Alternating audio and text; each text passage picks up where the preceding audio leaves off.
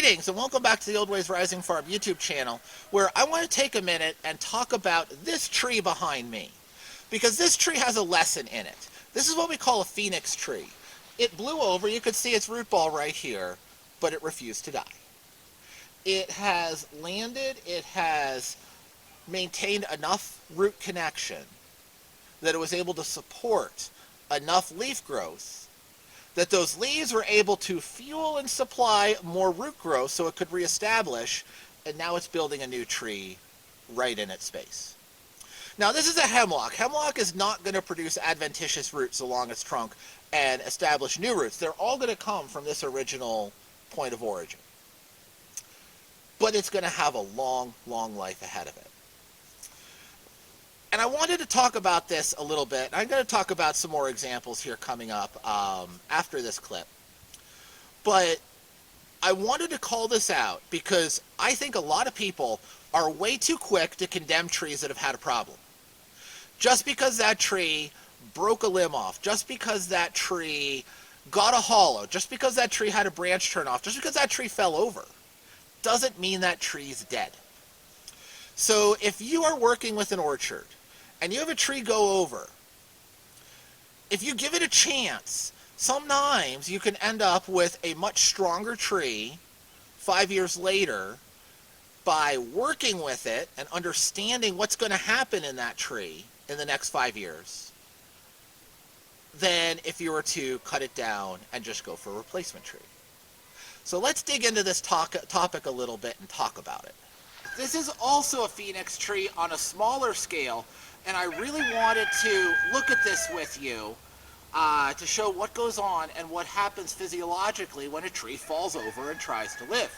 Now this is a deciduous, not a coniferous tree, so it's going to have a few extra tricks up its sleeve. They're right here. But I'm going to transplant this guy and try to get him, I already have obviously dug him up. We're going to try to get him go and heal up in this box, and then we'll decide how we want to work with them and where we want to put them or what we want to do with them.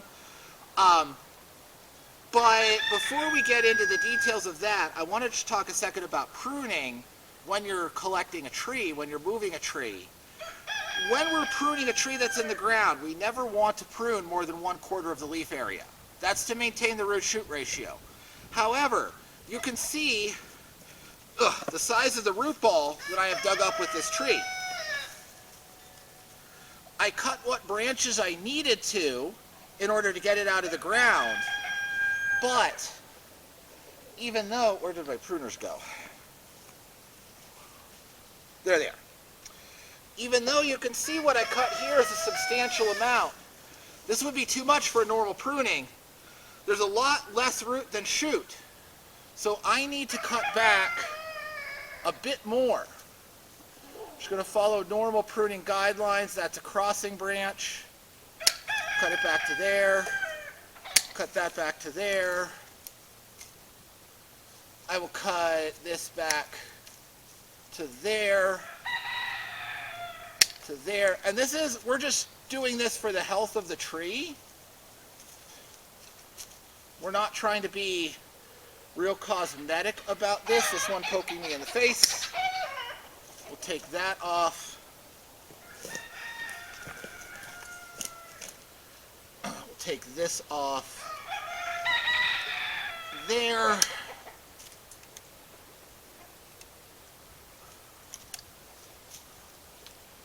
And we'll shorten that back a little bit. We'll shorten that back a little bit. Shorten that back a little bit. Okay. I do want to leave all of the branches at least partially intact. Okay? So that the tree has some freedom to grow where it wants to grow.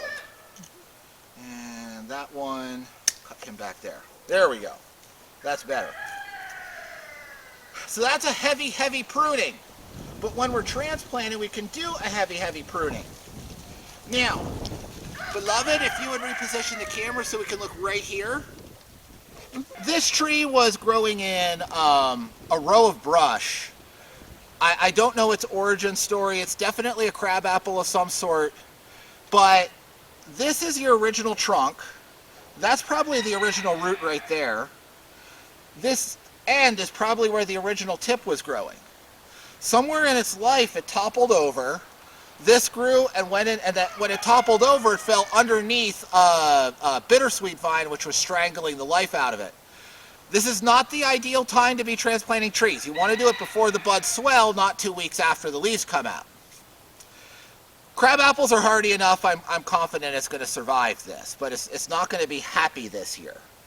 But I needed to get it out of the strangling vine if I was going to remember where it was and save the poor guy. So this was diving out from underneath the vine in one direction, and the rest of this was diving out from underneath the vine in the other direction. But where this trunk fell over and laid flat, where it touched the ground, look at those beautiful, beautiful roots. Okay? So we have this nice poof of young baby roots. And this is a thing that trees absolutely do when they fall over like this. Now, I need to get this a little bit farther down in. So this stub is just dead wood.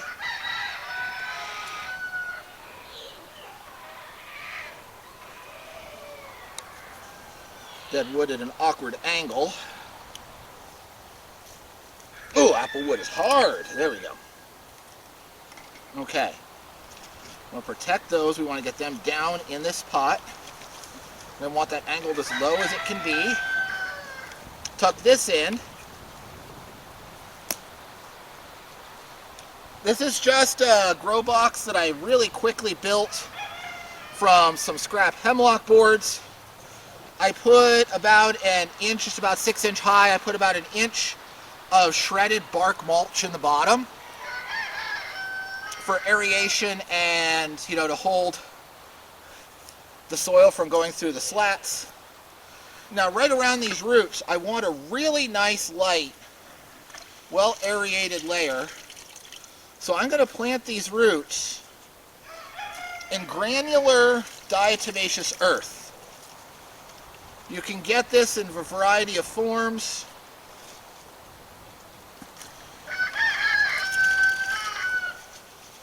From hardware stores or like an auto supply store.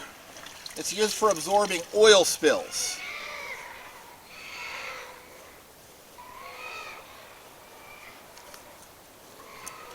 Okay. I want to get this, pack this around the roots. I only have a little bit of it left.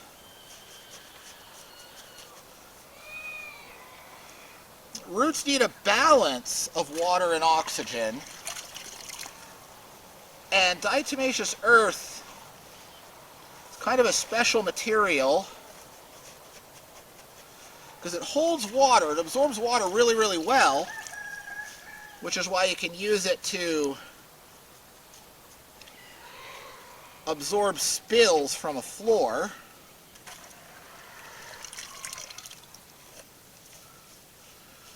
And apples are a moisture-loving tree for sure, but it's also very porous.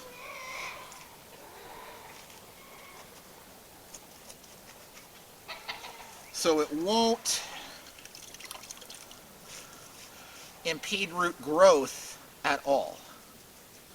They'll be able to shove their roots right out through this stuff, easy as pie. And it should help this guy reestablish.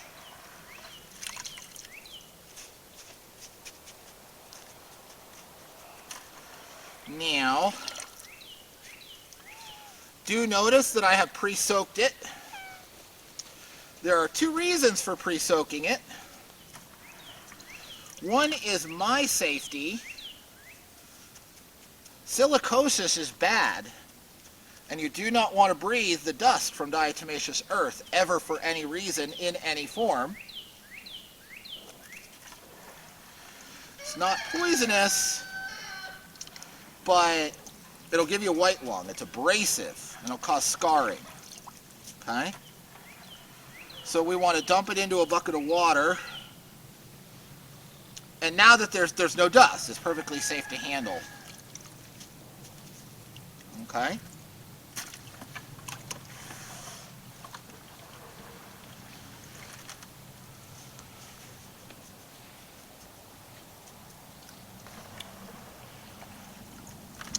The other reason that we're pre-soaking it is, again, it absorbs a lot of moisture.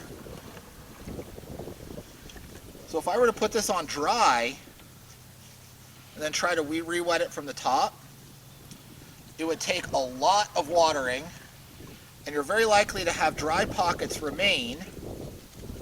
And if you have dry pockets remain, those would then absorb water backwards out of my little feeder roots that I'm trying to protect and grow like this. That would be bad. We do not want to do that. Okay? So there's what I have of that. That was the last quarter of my bag. I'm going to fill in the rest of this pot, with a 50-50 mixture of bark mulch and fully composted sheep manure. We'll just fill in that corner with that. Give the roots some extra room to roam when they're ready.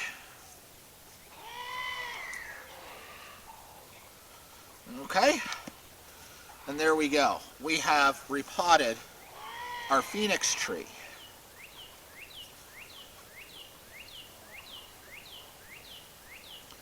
So, we're going to let this fella grow. I'm going to show you some more examples in a few more clips here of trees surviving pretty extreme damage, so you can get an idea for just how much a tree can actually take. Okay? I'm going to let this grow through the season, and we'll look at it and what it's done in the fall. This tree is another good example of a tree that a lot of people would have counted out and just cut down, but because it was left to grow, it's still producing. This is an apple tree, and this is an apple tree at the farm where I grew up. And when I was a kid, teenager age I'd say, a storm took this whole thing down, and it just got absolutely shredded. This is the original stump, okay, from before the storm damage. But after this was cut out, there was one fairly large, probably about that big around, water sprout coming up on one side that was still alive. And we let it go. As you can see, this tree has now developed from that water sprout into a full-sized apple tree that is still producing to this day. We can still pick apples from this. It's got a big old hollow right here. Of course it does. When you have that big of a cut, it's never going to seal over faster than rot is able to establish. But because of the tree's ability to compartmentalize disease, the rot is all on this side, the active growth is on this side, and the rot cannot penetrate into the new active growth. So this tree is up, it is stable, and it has a long life ahead of it. The trunk that you see over here is a little smaller than the initial tree was down here.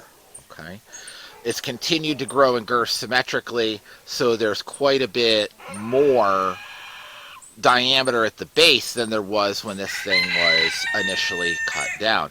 And again, all of that new wood is compartmentalized, so the rot isn't spreading through all of it. And if I just zoom in here a bit and pull some of the vegetation out of the way, you can see there's an old weathered surface in there. And it's a little bit softer than the solid wood around, but that's that compartmentalization. The rot very quickly penetrated into the core, the diameter of the tree at the time that it was topped, and topped by the storm and then trimmed by our chainsaw. But everything larger than that, because of that compartmentalization, decays at a very, very slow rate. And as long as this tree stays healthy and vigorously growing, it will always be able to outgrow the rate of decay in the core and will remain a sound tree. So don't count these trees out just because they had a big topping and have some rot showing. That rot only becomes a problem when it is a larger volume than the tree is able to grow at its current growth rate. So trees, again, we're talking specifically about apple trees here. Trees that are on their own roots and growing vigorously to a full size can sustain and live through overgrow, much more damage than trees that are on severely dwarfing rootstocks. Because the dwarfing rootstock restricts the ability of the tree to, gain girth rapidly. So, a much smaller wound will create a much more profound physical defect, and they ended up getting shredded by storms. That's part of why, severely dwarfed apple trees have a much shorter life expectancy than full-size or semi-dwarf apple trees. Okay, here's another example to prove the same sort of point.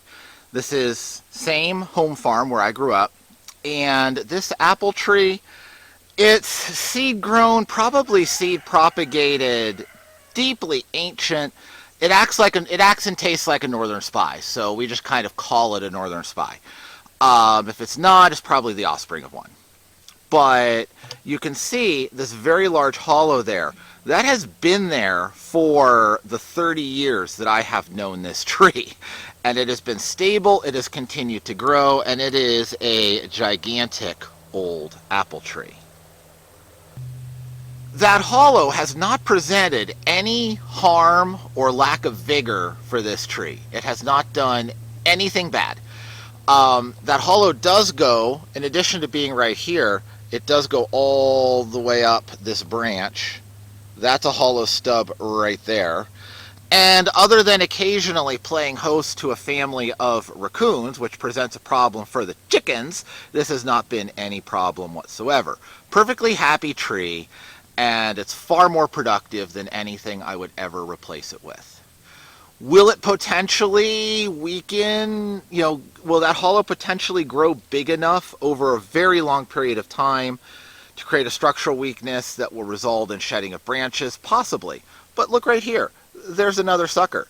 This tree could always regrow from that sucker, which is part of why I have left it there. And if it does, all of the stored energy in that gigantic root mass will be pushed up there, and it will regain its size faster than you would believe, and still be more productive than anything that I could replace it with. So, don't count these big old boys out. They're really big, really important assets for your farm.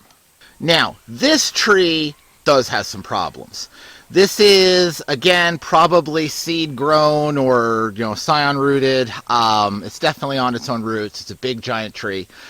This one acts like a lodi, so we call this a lodi. But again, it's an ancient tree. We don't exactly know.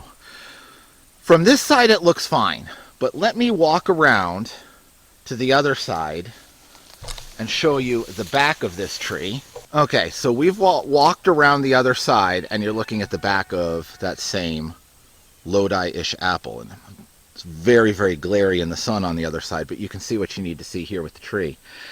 The whole back side of this is split free and rotten off. So all of those large structural branches are supported only by one side with complete weakness on the other side. Eventually, this will shed branches and break off. It's just a matter of time.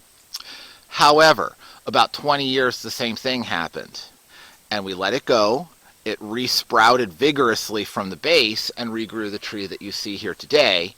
All of what you see is about 20 years old from the last time that this thing completely broke apart. So, again, the root mass is the most important part of these old trees. And when you're dealing with a species, like an apple, like most of the fruit trees, like quite a few of the ornamentals, when you're dealing with a tree that is known to resprout vigorously from old stumps, having that root mass and all of that stored energy, allowing it to live as long as it can, shed the branches it wants to shed, and then regrow from stump sprouts, will regenerate far more tree, far faster with much higher production than replanting would. So these two trees are both some young Japanese pagoda tree. Oh, they're probably 12 years old or so from seed. I know that because I started the seeds. So these are two that I grew. They're exactly the same age from exactly the same batch of seed. That one, when we planted these, was the taller of the two, about a third taller than this one. And about 3 years ago, something happened that the main trunk, which is the dead piece here that goes up to about there and then down in front of the living trunk, the original main trunk died out. I don't know why. Hit with equipment, rabbit damage, mouse damage in winter, something happened that the trunk probably was mechanically girdled in some way. But whatever the case, it died back, but very, very quickly showed some regrowth from the base. And you can see some of that here. If I just tilt the camera down a little bit, you can see all of that regrowth from the base. There's still a few suckers popping up.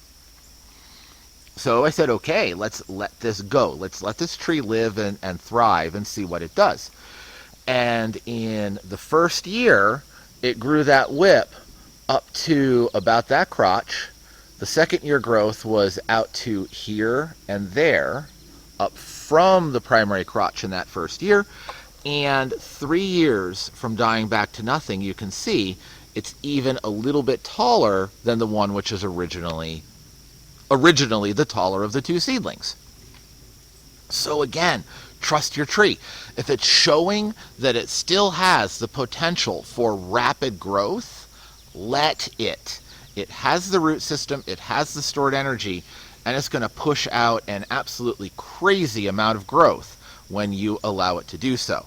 Now, I'm going to move the camera right up to it so that you can see this dead trunk, which is that one right there. And right up in there, you can see kind of those stubs. That's where it died out.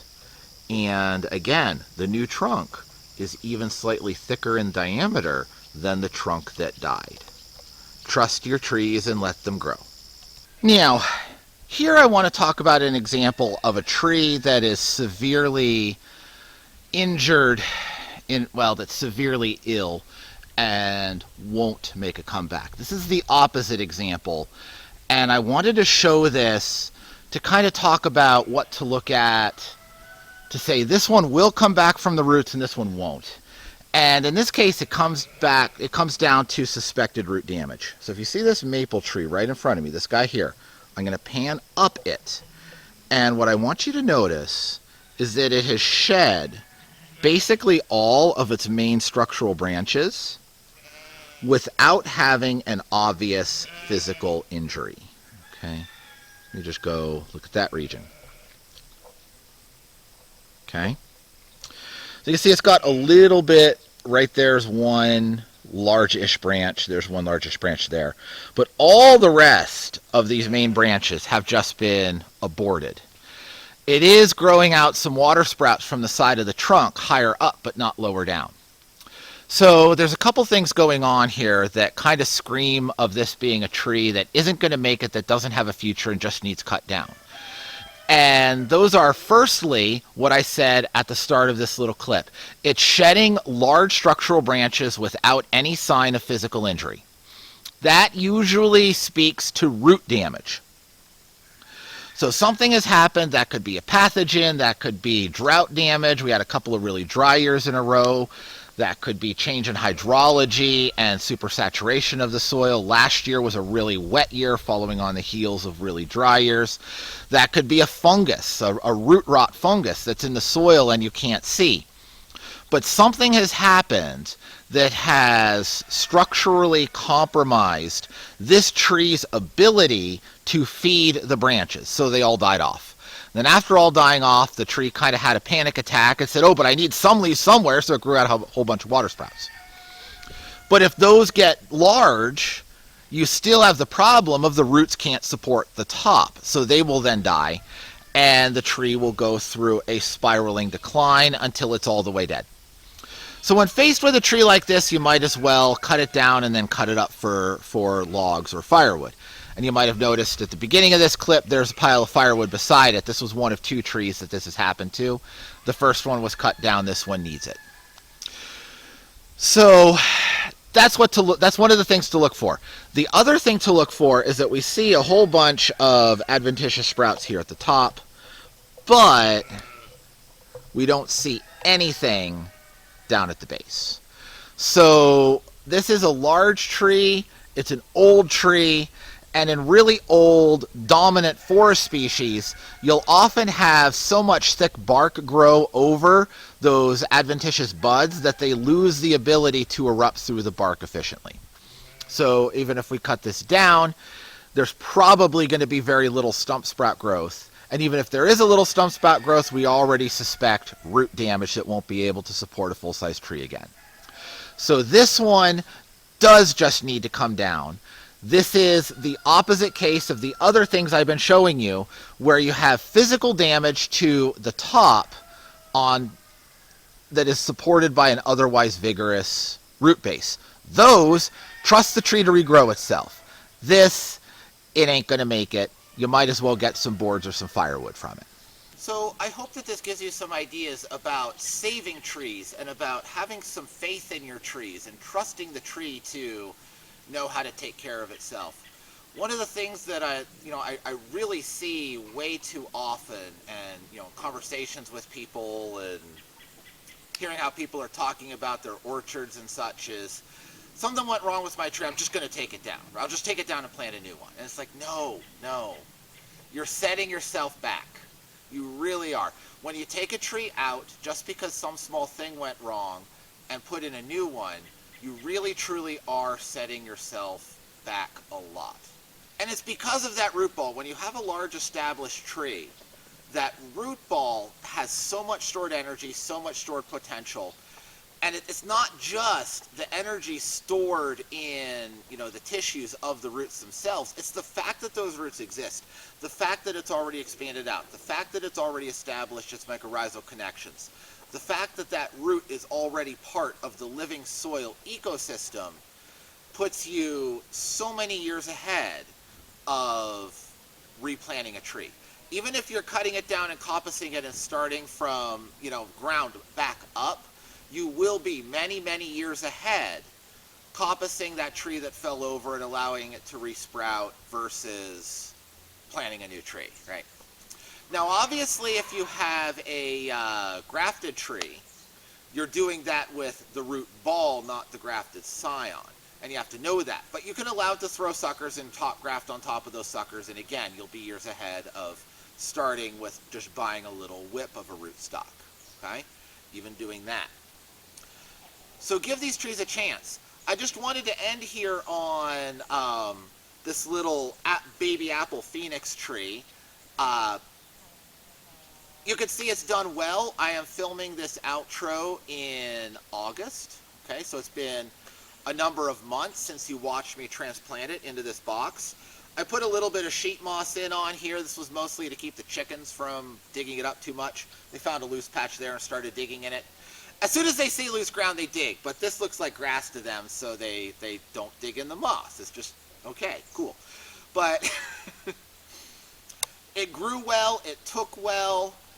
Even after falling down and reiterating a new tree, and it's in the shadow of the one that fell, even after being dug up slightly at the wrong season, it grew really, really well.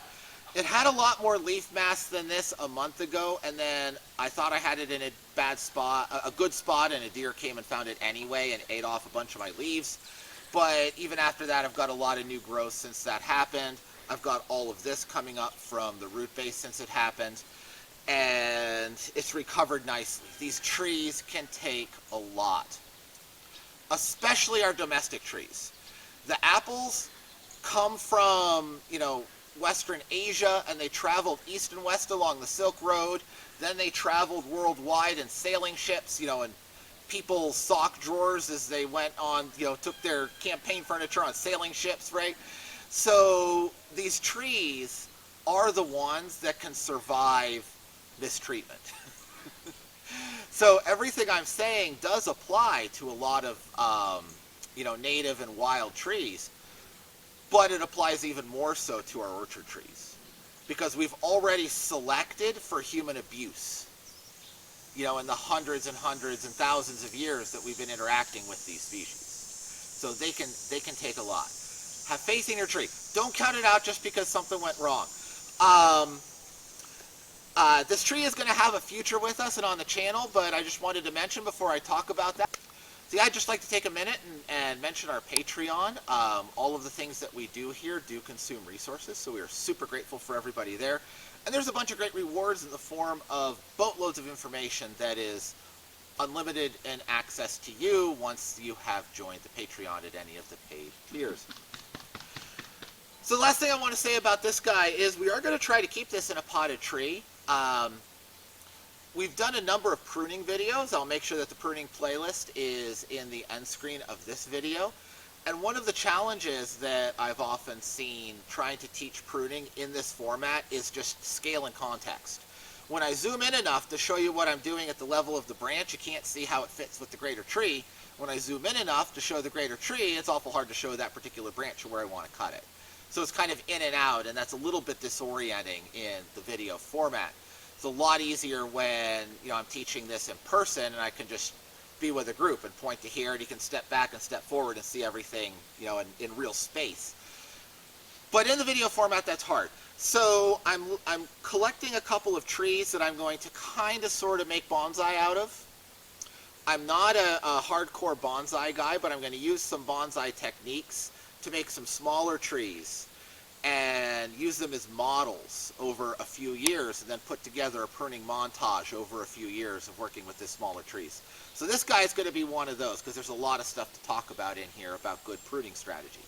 So you'll see this tree again, hopefully, assuming nothing goes catastrophically wrong with it, which it's a living thing. Stuff can happen, But, assuming it all goes well in a few years, after I've worked with it for a few years, you should see some videos pop up on this and some other, small crab apples in pots. So, if you want to see that, make sure you subscribe so you don't miss it when it pops up, and we'll see you here next time at Old Ways Rising Farm.